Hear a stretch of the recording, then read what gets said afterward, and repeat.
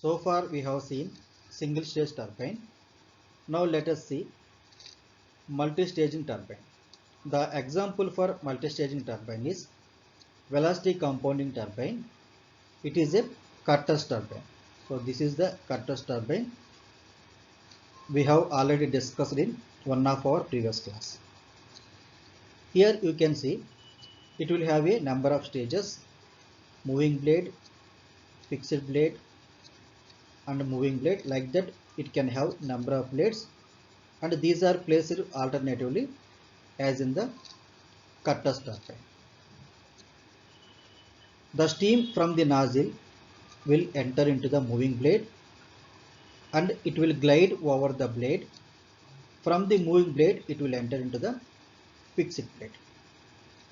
In the fixed blade, the function of the fixed blade is it just guide the flow of the fluid. After passing through the fixed blade, it will enter into the moving blade. Like that, it can have a number of blades. Now, efficiency for the multi-staging turbine. The formula is 2 into epsilon VW U by V1 square. Here VW is the whirl velocity, U is the blade velocity, V1 is the absolute velocity of the steam at inlet. Okay, here you can see epsilon VW, like which means each blade it will have a whirl velocity. So we have to add all the whirl velocities so that from this equation we can get the efficiency for the multi-staging turbine. And other important point is here we can see generally, so this is the blade. Blades have a sharper edges at the end. Here it will have a very sharper edge, because if the edge is sharper, the flow of the steam it will be a smooth, so that it can smoothly flow over the blade. Okay, but when it is passing over the blade, suppose it passes this side, so it will create some turbulence this side. So because of this turbulence, the performance of the blade will decrease. Okay, to avoid this turbulence, they developed a profile type blade. This type of blade is called profile blade. Okay, here you can see this side they increased cross section, so that here we can control the turbulence, so the efficiency of the blade will be increased. Okay, this is the type of blade, profile type of blade generally we use in the impulse turbine. But in case of reaction turbine, we use airfoil type. So it looks like this. It will have a variable cross section. This we will discuss when we discuss about reaction turbine in the 4th unit. Choice of the blade angle. This is the velocity diagram for at the inlet of the blade. As we know that here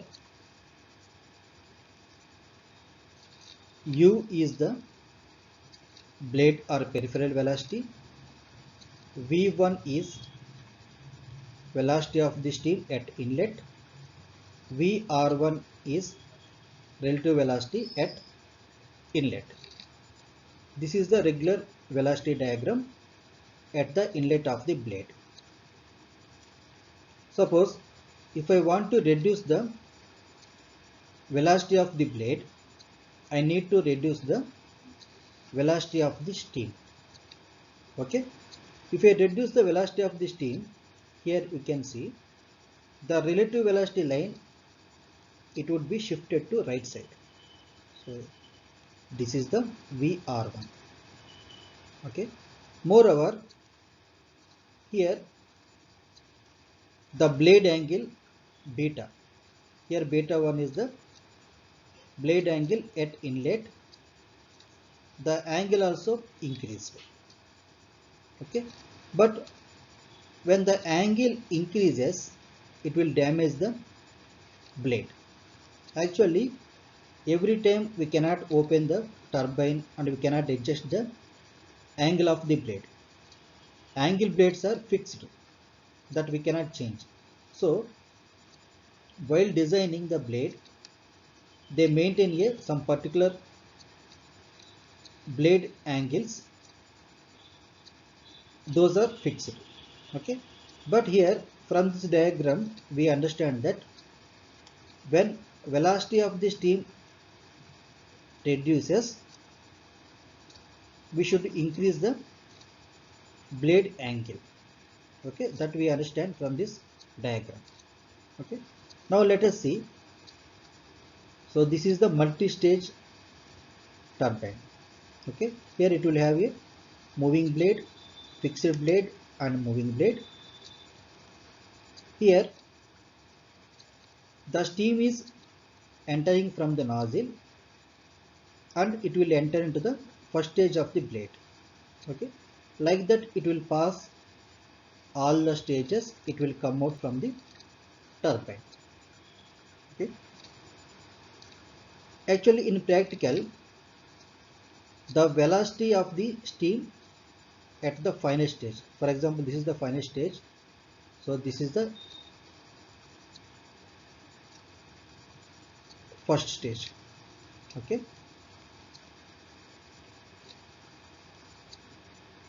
let me write clearly. So this is the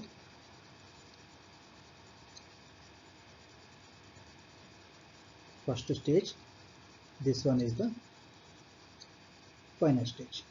Okay, when steam passing over the number of stages, the velocity of the steam at final stage, it will be lower when compared to velocity of the steam at the first stage, because when steam passing over the number of stages, the velocity it may reduce at the end of the stage. So but from this diagram, the condition is when velocity of the steam reduces, the angle should be higher. So for that reason, generally while designing the blade, at the last stage of the turbine, the angle it would be a 5 to 10 degrees, which means they increase the 5 to 10 degrees angle of the blade when compared to the first stage. Same way, in the last but one stage, they maintain a 4 to 5 degree blade angle, and for remaining stages they maintain a 2 to 3 degree blade angle for remaining stages, which means at last stage they increase 5 to 10 degree angle, at last but one stage they increase 4 to 5 degree blade angle, for remaining stages they increase 2 to 4 degree blade angle. Okay, because here we can see obviously at last stage the velocity of the steam will be lower, so that is the reason why here they are increasing the 5 to 10 degree.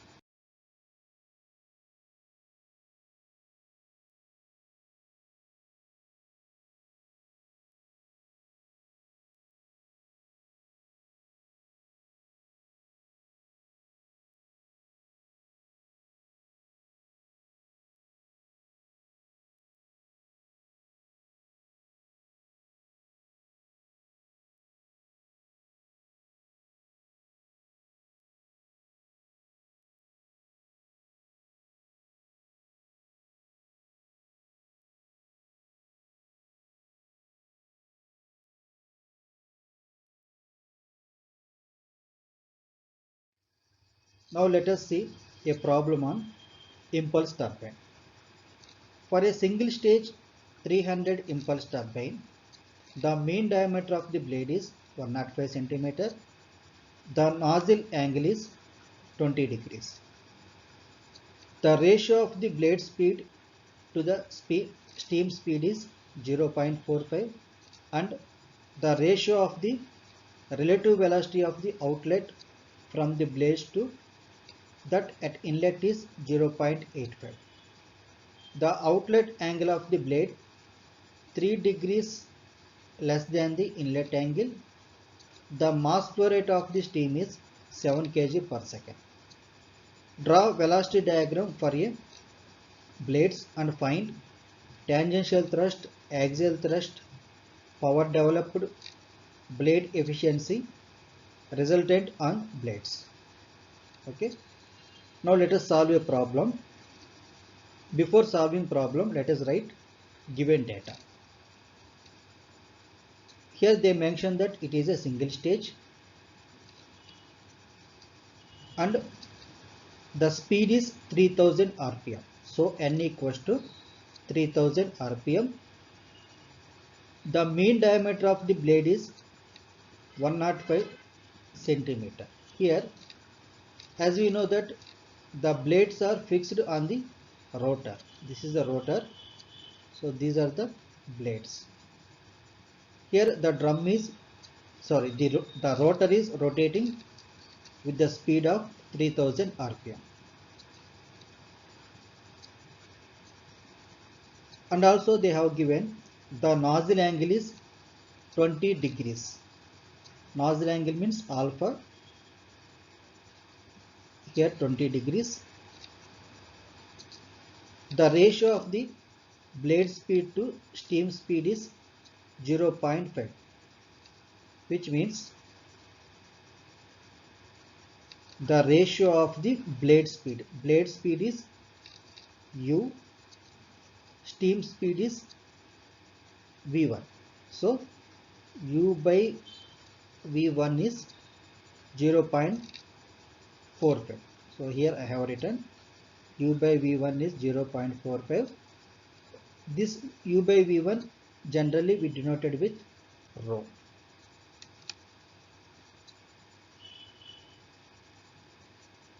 The next line is the ratio of the relative velocity of the outlet from the blades to inlet is 0.85, which means here the ratio of the relative velocity at outlet is VR2 divided by relative velocity at inlet is VR1. So this ratio they have given 0.85. Okay, the same thing I have written here.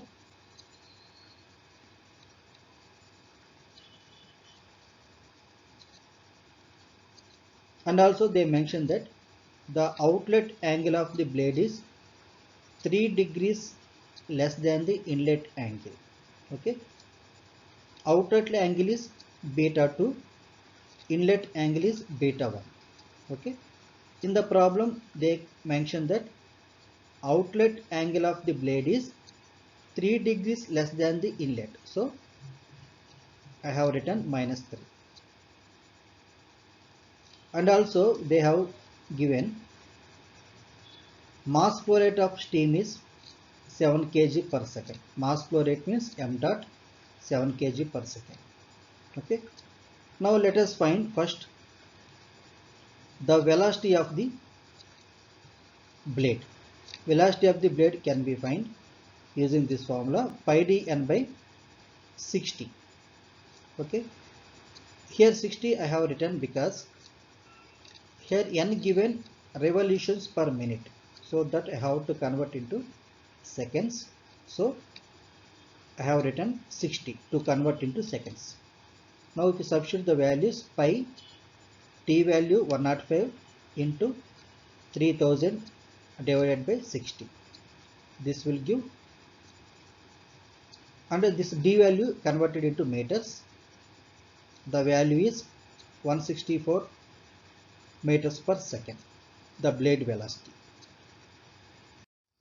Now we can find the velocity of the steam at inlet.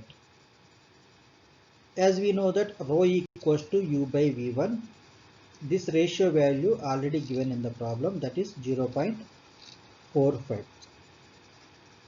Now we can write it as V1 equals to U by rho. U value we just calculated 164.9 divided by rho is already given in the problem, that is 0.45. So now the V1 value, velocity of the steam at inlet, is 366.4 meter per second. Now we can draw a velocity diagram at the inlet of the blade. Here U is the blade velocity 164.9 we calculated. V1 is velocity of the steam at inlet, that is 366.4, and here 20 degrees is the nozzle angle, which is already given in the problem. Here we don't know the value of the beta 1. Beta 1 is the blade angle at inlet. This we have to find out. Okay. To find this, just assume this length is x, this length is y.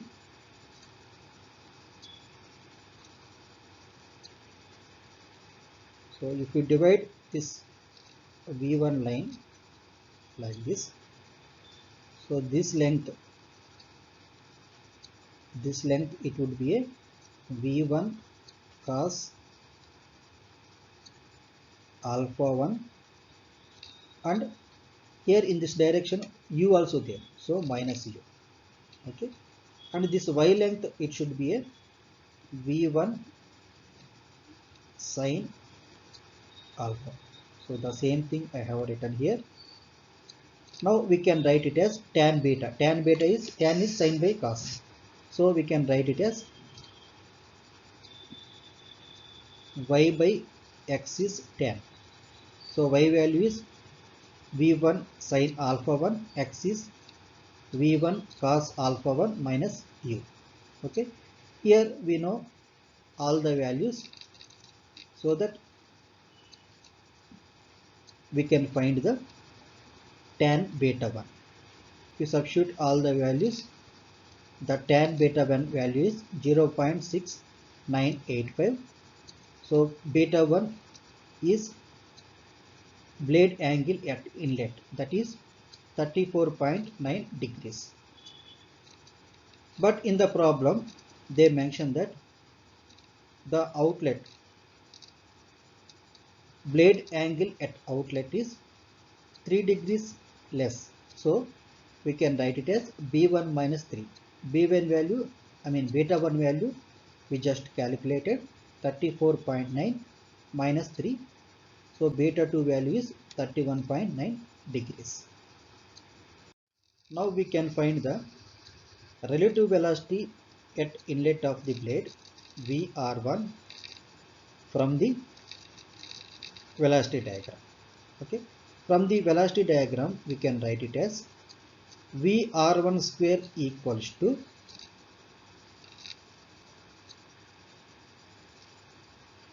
this length square plus this y length square. This y length is, if we divide like this length is V1 sin alpha. This length is V1 cos alpha. Already u is there, so minus u. Okay. Now VR1 square equals to this length square plus this y length square. The same thing I have written. VR1 square equals to V1 cos alpha 1 minus u whole square plus V1 sin alpha 1 whole square. Okay. In this equation we know all the values. Once we substitute, we will get the VR1 value, relative velocity at inlet 218.8 meter per second. Okay. Now in the problem they mention that the ratio of the outlet to inlet, that is 0.81, which is already given in the problem. So from this we can find the relative velocity at outlet VR2. VR2 equals to VR1 into 0.85. VR1 value we just calculated, 218.8 into 0.85. So VR2 equals to 186 meters per second. Okay. VR1 is the relative velocity at inlet of the blade. VR2 is the relative velocity at the outlet of the blade. Now we can draw a full velocity diagram, because here we know all the values. U is the blade velocity, V1 is velocity of the steam at inlet, VR1 relative velocity at inlet, beta 1 blade angle at inlet. Okay, same way for outlet, V2 is the velocity of the steam at outlet, VR2 is relative velocity at outlet, alpha 1 is the nozzle angle, alpha 2 nozzle angle, beta 2 blade angle at outlet. Okay. Now from this velocity diagram we can find the whirl velocity. Whirl velocity is the, this total length is the whirl velocity. Okay. VW equals to this total length. This total length means this length plus this length. Okay. These two we have to add. How to find this length? This length is, if you divide from V1, we divide this V1, so this length is the V1 cos alpha 1. Okay. And this length is, if we divide V2, so you will get this length V2 cos alpha 2. Okay. When we add V1 cos alpha 1, V2 cos alpha 2, we will get whirl velocity VW. So the same thing I have written here. VW equals to V1 cos alpha 1 plus V2 cos alpha 2. Okay. And also we can write it as VW in terms of relative velocity. Relative velocity is, so this one VR1. VR1 is VR1 cos beta 1, which means this length. This length is the VR1 cos beta 1, this length, plus the remaining length is VR2 cos beta 2. That means this total length. This is the VR2 cos beta 2. Okay, from this equation also we can find the whirl velocity. Okay. Now here I am going to use this equation, because here we know the values of the VR1, VR2. Now once you substitute all the values in this equation, we will get the whirl velocity, that is 337.4 meter per second. Now we know values of all velocities, and we know all angles also, inlet angle, blade angle, and we also know nozzle angle. Now we can find the tangential thrust on blade, which is question A. The question A is tangential thrust on blade. Tangential thrust on blade means force on the blade, that is F equals to m into whirl velocity. M dot is the mass flow rate, VW is the whirl velocity. M dot value already given in the problem, that is 7 kg per second. Whirl velocity we just calculated, 337.4. Here divided by 1000 for to convert into kilonewtons. So the force on the blade F equals to 389.46 kilonewtons. Question B is axial thrust on the blade. Axial thrust on the blade means, say for example, this is the rotor. Okay, as we know that blades are fixed on the rotor. This is the blade, this one is the rotor. Okay, axial thrust means the force along the axis of the rotor is axial thrust. This we can find from the velocity diagram. We can write it as m dot into v1 sine alpha 1, which means if we divide this line, so this length is the v1 sine alpha 1. The next one is vr2 sine beta 2.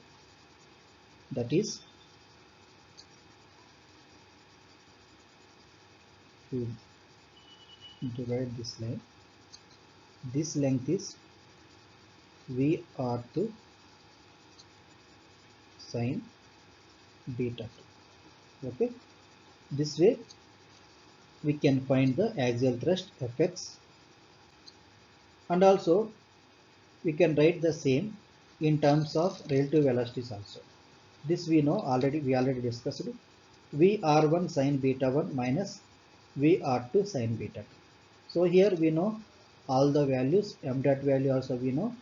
Once you substitute, we will get the axial thrust on the blade, that is 188.9 newtons. Now let us see question C. Power developed in the blade.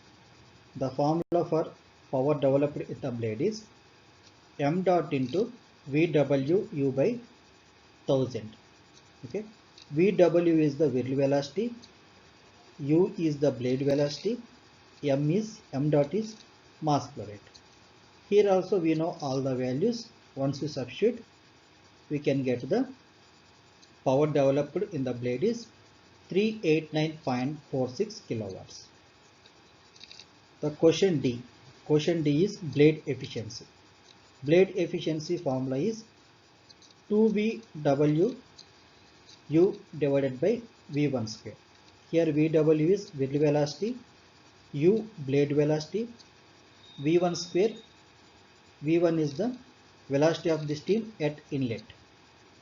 So these here also we know all the values. Once we substitute, we can get the blade efficiency, that is 82.9%. Now the last question E is resultant thrust on blades. Resultant thrust means whirl component and axial component, they are perpendicular to each other. The total is, here whirl component is this length, axial component is this length. Okay, to find the whirl force, the formula is m dot into whirl velocity. Here we know the value of the m dot and whirl velocity. From this equation we can find the whirl force. And also axial component Fx, this we already calculated in the previous slide. Now the resultant thrust is whirl force square plus axial component square. Okay, from this equation we can find the resultant thrust on the blade. This I have not calculated, this part I am leaving for you. Here we know all the values, you just substitute and find the answer.